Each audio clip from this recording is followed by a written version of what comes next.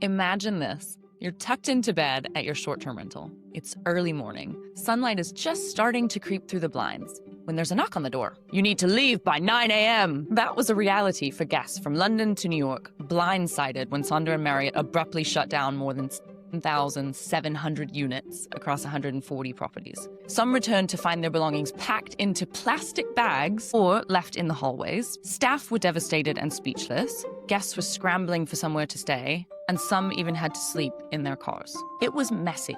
It was chaotic, and it was one of the most dramatic hospitality failures the STR industry has seen in years. Today, we're going to unpack exactly what happened and what it means for operators, hosts, and investors, and the future of our industry. Welcome to the Sonder Marriott Meltdown. Sarah and DuPre, we're back. We're back. Oh my God, it's so good to see you, my friend. I mean, okay, we could talk for hours about doing catch-ups, but just quickly, let's tell the world. Sarah and I just kind of missed recording together. So we had a wonderful time doing GMH Europe, and as that chapter closed, we couldn't resist the opportunity to come back with a new show, The Check-In, telling stories from the industry that we all know and love, the data, the drama, and everything in between. And we're very pleased to come back to you guys weekly with guests, with our insights, with lots of sassy opinions from both of us that you know and love. So yeah, here we are. Sarah, how are you feeling? I'm feeling great. I'm just absolutely buzzing. I've really missed seeing you and recording.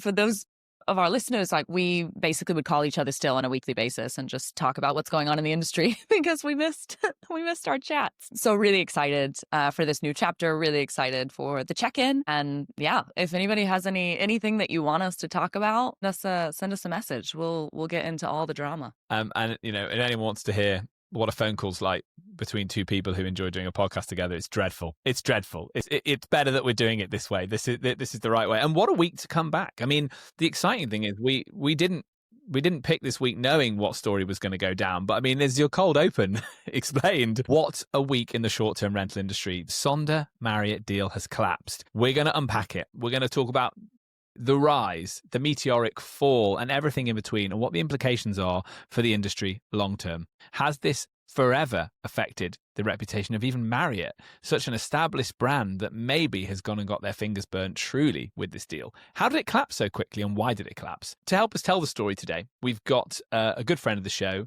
Mr. Ben Painter, who's going to come on and tell us a little bit about himself. So Ben is an expert in this area, so we really wanted to get him on to hear his opinion. So look, without further ado, let's get Ben on. Hello, Ben. Hello. How are you? All the better for seeing you, my friend. Sarah, I didn't tell you this, but Ben and I usually try and see each other on a Friday morning by going running. So as we couldn't do it this week, we convinced him to come on the podcast. I love that. He's free, so he had no excuse to say no. Yeah, exactly. We would normally be running now, but looking out the window, I think this was a more sensible choice. I think that's right. Ben, for our audience who don't know who you are, tell us a little bit about yourself and your history in the short-term rental industry and why you're very qualified to talk about this story today. Yeah, perfect. So I'm best known for running a company called DuPre, which is a company I founded back in 2017. We started off doing kind of individual homes in the space, like I know that most people do in the short-term rental industry. We got up to about 80 units doing that. And then in COVID, we pivoted the model to focus much more on taking over entire buildings and basically grew from that point. And we ended up at our peak managing 1,500 units across 15 cities and across different countries across Europe. So it was quite a major operation. But obviously that does give me good experience and good understanding when it comes to actually managing entire buildings and the kind of the units within them. Unfortunately, that company doesn't exist anymore, but I'm now working as an advisor and a consultant in the space. We're about 3 or 4 companies that are doing really exciting things. Brilliant. Okay, great. Well, look, Sarah, give us a rundown of this juicy story we're going to do today. Awesome. Let's talk about what the hell just happened. So let's start with a bit of an overview of a bit of a timeline of kind of how Sonder came to be and how we got here. So we'll kind of start at when it starts to get juicy, which is 2022. There's an IPO. Market valuation at IPO for Sonder was $1.9 billion. In 2025, market cap was $7 million. So this is a massive loss in business value. They were never managed to be profitable. Whenever COVID hit in 2020, they found themselves in a really sticky situation because the model from Sonder was for them to long-term lease properties. They didn't own any of the properties, and then put them on short-term rental and operate them. So they're stuck with all these leases that they can't make any money on, and start trying to pay, which put them really very much in a hole. And then they had all kinds of losses. In 2022, they lost $245 million. In 2023, $195 million. So it was a losing market. They had several scares of the NASDAQ basically telling them that they were going to have to delist. They ended up having to do a reverse stock split. Then enter August 2024, where it seems like things are looking up for them. Right at kind of the final hour, Sonder signed this amazing licensing deal with Marriott. So what that essentially meant was an injection of about $15 million in terms of capital. And in exchange, Sonder was supposed to integrate with Marriott Bonvoy's software to be able to post their properties there. There was pretty much immediately a leadership turnover. So CEO, CFO all stepped down. Then there was sort of unmet capital raises. That was another part of the debacle. Was essentially Marriott said, okay, you haven't integrated yet. This is taking longer. Sonder kind of blames Marriott and says, oh, the technology was way harder to integrate with than we were originally told. And so that set us back and it cost us a lot more than we thought. Marriott denies. Sure, the truth is probably somewhere in the middle. And then that led us to the default. So Marriott abruptly on November 9th, 2025, terminated the contract with Sonder, claiming that Sonder had defaulted. That led to the immediate guest evictions and the removal of 7,700 units from Marriott Bonvoy's system. That is sort of the setup. I would love to kind of launch a first question for Ben, maybe, which is kind of from an operator perspective. When in this timeline did you start to sense these are too many red flags? This is not going to end well. When did your spidey senses start tingling? I guess for me, it was around IPO, right? Which I know is like way back in 2022. But if you work out the maximum value they achieved was 2.2 billion, that is 285,000 roughly per door that they valued at, right?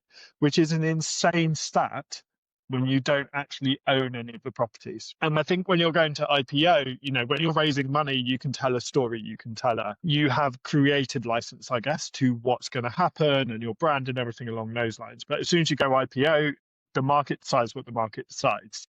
So I think that was kind of the first thing where it's like, wow, that's a really big valuation for what they're doing. And then over from February 2022 to May 2023, we saw a 97% drop in valuation over that period of time.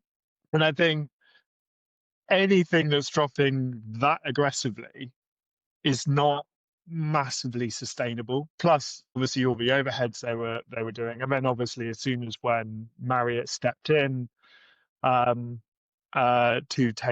essentially take over the lease, the amount they had to raise and to get the capital with the losses that they were making year on year, like I don't think those numbers really add up. Like what Marriott gave them as part of that deal versus the losses they were making was kind of small change. So I think the writing was on the wall at that point. But then over the summer, it was clear. The CEO stepping down and in June, I think it was, and essentially claiming job well done, to then in August, essentially defaulting on Marriott's payments of 23 million and being told I had to raise 30 million by November. Like, I think you can see probably the timeline from June to now, it's like quite clear the trajectory that they were on. But it's never nice to see someone go in the industry. And obviously, I think in many ways, Sonder was a kind of a leading light for a lot of what companies were doing. So it's not nice to see how it's unfolded. But yeah, I think for me that's kind of my view on what happened. It's very interesting. I guess the fundamentals as well feel a bit funky, don't they? The idea of master leasing, so long contracts. You can speak on this, Ben. Have you done a master lease? Have you ever done a deal like that? Would you do a deal like that? And be like, they did them at such scale and so quickly. They can't have been good deals. They must have Must have been better deals for the people who had the buildings than Sonder, who was ultimately trying to do the arbitrage, right? Yeah, and I think this is it, right? Like the businesses that I built have always been a revenue share model, and I think my view is because you almost take the rough with the smooth. I started my work in property just after the 2008 crisis, and there were a lot of people like setting up and going under it. And there was this amazing phrase that everyone was saying that even a turkey can fly in a hurricane. And my view of the master lease model is essentially that when you're in a really good market and everything's going well, then the master lease model looks great on paper. But as soon as things start to turn, then you have a lot of overheads that you need to hit, and you need to work out how you're going to hit those. And I think you're just not built for the kind of turbulent times that we're living in at the moment, frankly. So look, I'd never say no to a master lease if it was an insanely good deal, but I actually saw a LinkedIn post from a respected CEO in the space. So this is a bit hearsay, but they were claiming that they got offered a lease taken over from a Sonder building, which had a 67% increase on what Sonder were paying on it. And I just take that like no lessons have been learned here, right? Like people are still willing to take that risk. And I just think in this environment, like the rev share model is a much more predictable, safe model to run with. Yeah. Asset light versus asset heavy. Sarah, what have you got? I think for me, there's two main things that happened here. One is, just as Ben said, like the model was kind of failed from the beginning because already there were no assets. Then they were hit by COVID. They just had a really rough go. It was like the perfect storm of exactly the wrong time to launch that kind of model. And so for sure that hit them. But then at IPO, like the valuation was insane. We've seen this before. We've seen this with Vacasa. We've seen this with others who have gone to market. And they get valuations that are not based on it being a hospitality business. They get these tech valuations because they're tech-enabled vacation rental managers. But at the end of the day, it's a hospitality business. The multiples are totally different than what you would have from a tech multiple. And I think that's where we really saw kind of the big failure here of some of these IPOs is you have people who are not from the industry that don't understand the true value of some of these businesses. They were overvalued. They duped people with a lot of money to come in and get this massive injection of private equity capital. They were great storytellers. You know, I also sometimes wonder, like, who's at fault? Is it the companies that went to these IPOs and went out for all this extra capital? Or is that just capitalism and they were doing exactly what anyone in their situation would have done, which is great. Let's get the maximum amount of money from these private equity companies. Or is the fault of the private equity companies for not having the right due diligence processes in place to identify, like, hey, this business model is shaky, at least at the valuation that we're giving it. So for me, it was a valuation mismatch from the beginning, and that led to unrealistic expectations that were never met, additional injections of capital needed to kind of keep up, and quite massive losses, really, for kind of everyone involved. I'd love to see how much due diligence was being done from a supply acquisition perspective. That's my suspicion, is that, because I agree with everything you've just said there, Sarah, valuation, fundamental unit economics of the business didn't work. But this is like hindsight's 2020, right? Because they could have swung in a good, as Ben said, the turkey and the hurricane, which I'm going to use that all the time, by the way, Ben. I love that. You know, on another day in another market, they might have quote unquote got away with it, but they were over leveraged, right? But again, I think, say Marriott had taken on this business themselves from day one, they never would have gone about it the way Sonder did, because they'd have been the whole time thinking, how do we get bums on seats? Should we build here? Should we develop here? Should we refurb this old apartment building?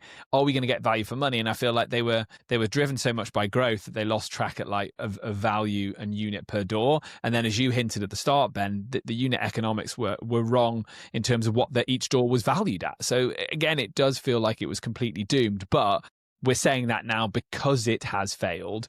And Ben, before I know you want to come back on that, for me, it's just got WeWork parallels written all over it. You know, like, imagine if you'd been an office provider bidding against WeWork 5 years ago, you'd have been like, oh my God, they can just keep writing checks. But, you know, then the whole world changed and the business model didn't look so good. Ben. Yeah, I think for me, it also poses a wider question to actually the whole raising environment within our industry, right? Because I feel like a lot of the kind of key players in our space, the point that you alluded to, Sarah, have basically just chased tech because of the multiples they can get. And I'm not seeing a lot of good news stories coming out from this. I mean, obviously you've got Sonder, you've got I can't remember the name of them anymore. I'm sorry, the one with the pigeon that was in London, that they raised on something like a 38 times multiple, and you're just not seeing any good news stories come out of this. And I just wonder actually if there is a play, but if you're looking to actually invest in the space, maybe the best play for you as an investor is to just look for companies that are doing really good, consistent operations with consistent growth. Like, you're never going to get crazy multiples, but you will get a company that will last for a long period of time and can provide consistent, predictable returns. I just think almost feels like everyone just needs to calm down a minute. Do you know what I mean? Within the raising environment, and just go back to how it used to be done. Look at the fundamentals of the company, look at their growth trajectory, work out what's realistic, and put your money into operators that are genuinely doing a very good job. And I think that would be my advice to anyone looking to invest in the space. But that might not get you the crazy multiples that people are looking for. Yeah. I'd love to kind of pivot on, although I don't think it was the main reason for the ultimate kind of demise of Sonder for sure, as we've already commented on, like it was valuation from the get-go. But one of the things that was pointed out in kind of the last nail in the coffin was this idea that Sonder was unable to integrate with Marriott's software, and this was really what put the whole deal in sort of a checkmate situation. Maybe this is something you, either Ben or Leo, you guys can both speak to, but how probable is that, and what is involved in this sort of tech integration? I mean, it seems to me it's just kind of integrating with an OTA, and it can't be that difficult, but I don't know. I don't understand the inner workings. So I think, like, when I saw that, I took two things away from it. And I think you do sometimes see with heritage brands like Marriott, and I don't know this for sure because I've not worked with them directly, but you can see that companies do have older fashioned systems that maybe don't have ways that easily connect with others. So I think maybe it's something there is some truth on, but whether they've used that as the main kind of point when actually it was a more minor point, I don't know. But I think what I took from it, actually, like reading the quotes from Sonder and then reading the quotes from Marriott about everything, was just a general tone I thought was really interesting, in the fact that Sonder, honestly, in my view, come across quite petulant in their kind of response, basically being like, it's not our fault, it's Marriott's tech that didn't work for us. That's the problem. It seemed to be like what it was in a nutshell. And I think Marriott just came across quite kind of disappointed and frustrated and just exhausted about the general situation. And I looked at those quotes and thought they were quite telling to what was actually going on behind the scenes, and probably what had been going on behind the scenes for some time. I don't know what your guys' take on that is, because I know I'm reading between the lines a fair bit there, but that was my view. I think we all are, aren't we? Yeah, we are. We're all in that boat a little bit. It feels like we're not hearing the full story, but I think in the fullness of time we will, because something's gone on here that's drastically wrong. We're going to touch on this later, I hope, in this conversation. The service failure that meant that people were getting kicked out of their apartments and houses mid-stay is drastic. It can't just be about a tech integration. There's more going on here, because that's just far too drastic. You would close off the bookings. You would try and honour the outstanding bookings as much as possible, or in time pivot to getting them into a Marriott or a Marriott branded hotel around the corner. So we will go into the service element. We're going to ask you about that, Ben, because you are a service provider, or you have experience of being a service provider, as well as being, looking at how you do block management. We're in hospitality, let's not forget that. So let's go on to that. But the thing I'll say about it is, the question I want to ask you before that, Ben, is we know that whilst history rarely repeats, it often rhymes. Do you feel that in a buoyant market, someone will try and bring this idea of a hybrid hotel short-term rental model into how they acquire supply and go asset heavy again? Or do you think those days are now behind, and the hybrid hotel short-term rental model will have to be asset light to be looked at by investors in any serious way? It's an interesting point. So I think there's kind of two timelines there. I think there's in the short term, there's the guys that are doing it now that require additional funding rounds to keep everything going. I mean, the one that just although I know their fundamentals are a lot better, the one that sticks to mind is a company like Blueground, which obviously is a master lease model company and has raised nowhere near as much as Sonder, and the fundamentals look a lot better as a company. But you got to question whether a company like that is going to have a much more difficult time raising and convincing landlords that this is a better bet than anything else. So I think you've got to think of the guys that are already in it and how this will knock on their effect, even if they've got considerably more robust business models than Sonder did. I still maintain the fact that the business model is not built for turbulence. But then I think longer term, I think, yeah, we will, to be honest, because I think time fixes everything. People will forget, right? And I think, if anyone makes a reference to Sonder being like, well, Sonder failed and it was a big thing and this is what happens, you can be like, Sonder's failed because of this, but we're not doing this, we're doing this, and that's why this model will work. And I think it's entirely realistic that we will see another equivalent Sonder within the next 5 to 10 years. I truly believe it. I look forward to being able to comment about it like crazy on a podcast then. Here we go. I think we're all asset light. I think we're all believers in asset light here. That kind of goes without saying, right? Sarah, should we dig into the service failure a bit, and like what does this make? How does Marriott feel about this, right, moving forward? Because it's a huge own goal. They signed a 20-year deal. It wasn't an 18-month deal. It was a 20-year deal. And that's probably something to do with Sonder's financial position. But this is a real own goal for a very well-established brand, right? The thing that kills me about this whole deal is Marriott said over and over again, we conducted really thorough due diligence. What happened? What kind of due diligence? I just don't get it from a company the size of Marriott, that with all of the experience that they have in the industry. And I think we all know very well that hotels traditionally, and the way that they're run, is much more structured. It's much less scrappy. It is the old way of doing things. It's very corporate. It's very official. And so for them to have conducted this amazing due diligence, like, I don't see it. I genuinely don't understand. I think for Marriott, it was like, okay, this is a way that we can get into cities in this sort of a part hotel hybrid thing in areas where like maybe regulations are really difficult, or maybe as a way to acquire new supply where it might be very expensive for them to build a new Marriott hotel, let's say. But through Sonder, they're acquiring the supply. They get some of the benefit without really taking a whole lot of the risk. I think for me in this whole debacle, the biggest risk that they took and that they're still taking and going to have the effects of for quite some time is the reputation damage. I mean, when you are knocking on people's doors and sending them an email at midnight saying you have to be out by 9 a.m. the next day, they're not honoring. For me, when it gets in the Daily Mail, you have really created a shitstorm. Like, in the Daily Mail? Come on. I mean, that's when it gets gossipy, Next thing we're going to see it in the Inquirer in the US. Like, my mom's going to send me a photo checking out of the grocery store. Like, oh, have you heard about this?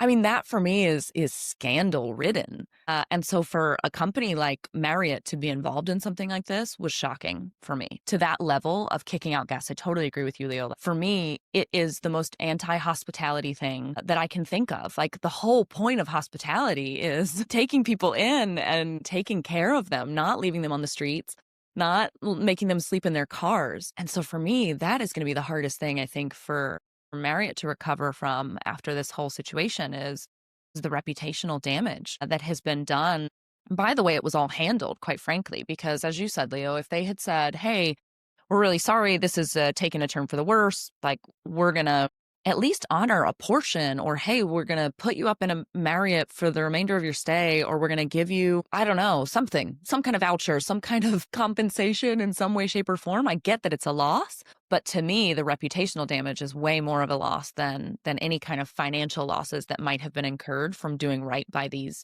guests in this really chaotic situation. And it also leads to the question of, is this going to damage our industry from a guest perspective? Because this story was huge.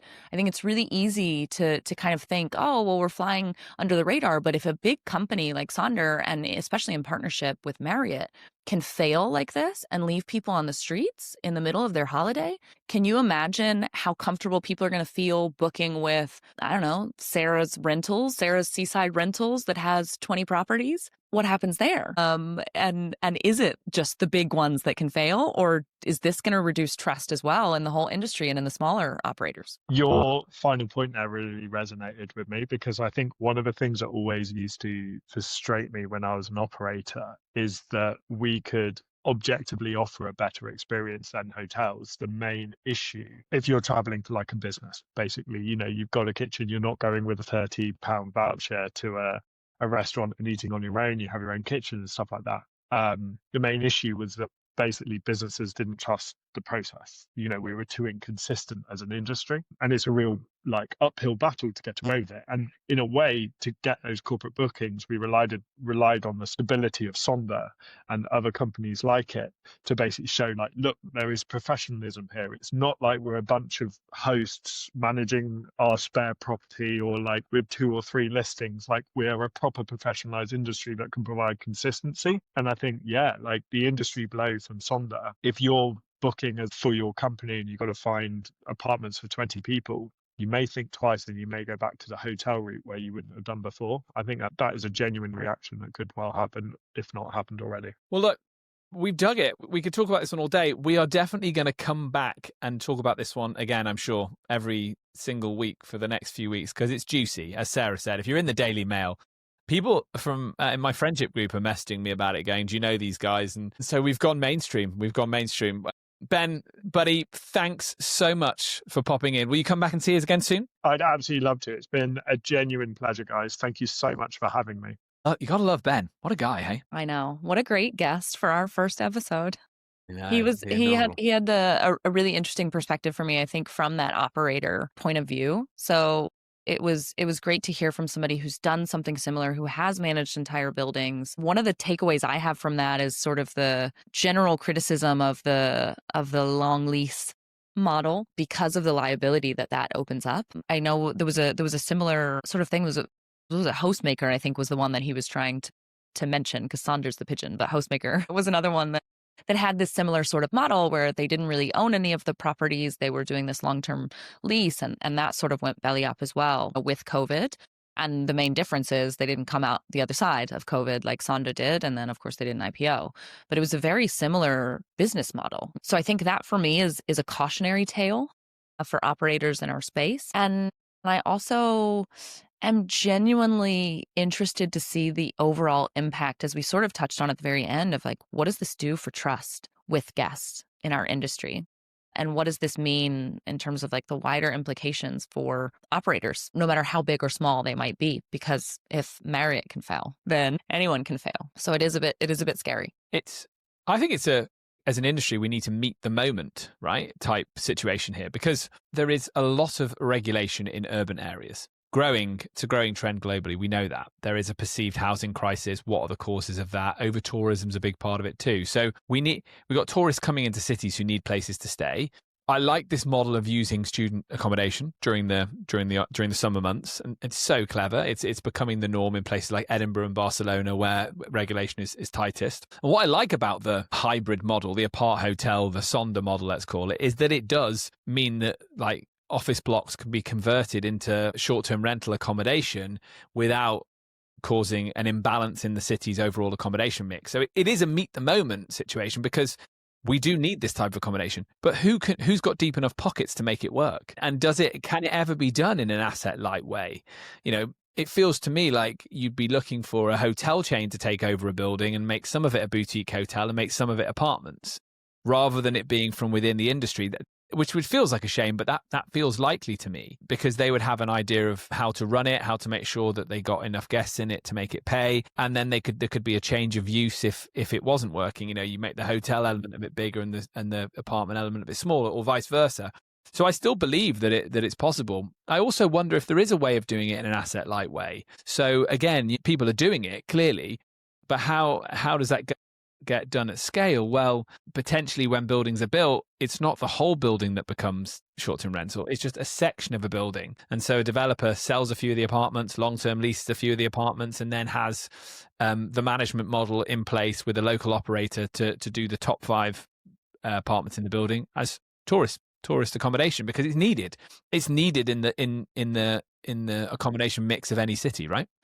Yeah, completely agree. I think it's an innovative way of going about it. I do think it was, at the time, a great solution to what was becoming a massively growing problem, especially in markets like New York or like London, where regulation has been super strict. And it does kind of skirt the rules of that, because it's like, oh, well, it's an entire building. You're not really getting into issues of, cohabitation or problems with neighbors. If it's a mixed use building, unless it's offices and, for example, apart hotels. The valuation still is shocking to me. Like, that for me is where it all went terribly, terribly wrong. And I think ultimately it's people outside of our industry coming in and putting valuations on things they don't understand fully. So that's also a concern. It's something that we've been seeing a lot more of in the last, really since 2022. Sort of when the boom started in this type of outside investment, more by private equity. So much less about acquisitions within the space of one company taking over another or having a merger, but really this massive injection of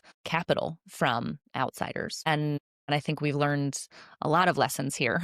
And I think the private equity companies have learned a lot of lessons here as well. And I think moving forward, we're definitely going to see a slowdown in some of this external investment for businesses that really are just hospitality companies. I think we're going to see very different multiples in the future as well. And hopefully this serves as a bit of a cautionary tale for us not getting, and Ben brought up in the conversation as well, like not getting bigger than our britches, as we say in the South, not burning off more you can chew. You have to do what is reasonable with especially when it comes to valuations, when it comes to injection of capital. There has to be a path to profitability. So growth doesn't necessarily mean profitability. And if there's no path to that, it's a dangerous game to play. Yeah, I agree.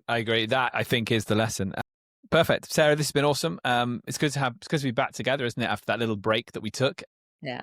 Feels like old times, using the same muscles again. I'm enjoying it. We're back now. We've done a lot of autumn travel. We've both been to all the conferences. Now it's time to get back in the bunker a little bit. How are you feeling about the industry? I must say, before I let you answer, that I felt there was a great energy in the room at the conferences I was at this autumn. People are building, there's lots of AI tools popping up. There's hosts looking for ways to streamline and sort of cleanse their tech stack. So yeah, it feels like we're in a good place.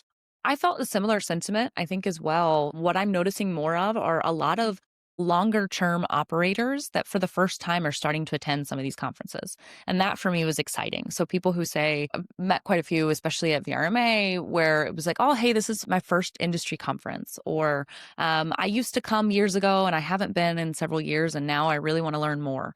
And I think a lot of that is the curiosity around vendors and different tech in the space, as well as coming together to learn from other operators. And so that was definitely an energy that I took away from a lot of the conferences that I've been to more recently, was around having those traditional operators starting to get a little bit more involved in the industry. And I think especially from like a future lobbying perspective, that's going to be extremely important for us to have those people banded together, connecting those operators in the industry so that they know who else is out there. We can have a united voice, especially in the face of regulation that's going to be coming down surely much more heavily in the future. I don't think it's something we're ever going to escape in our industry.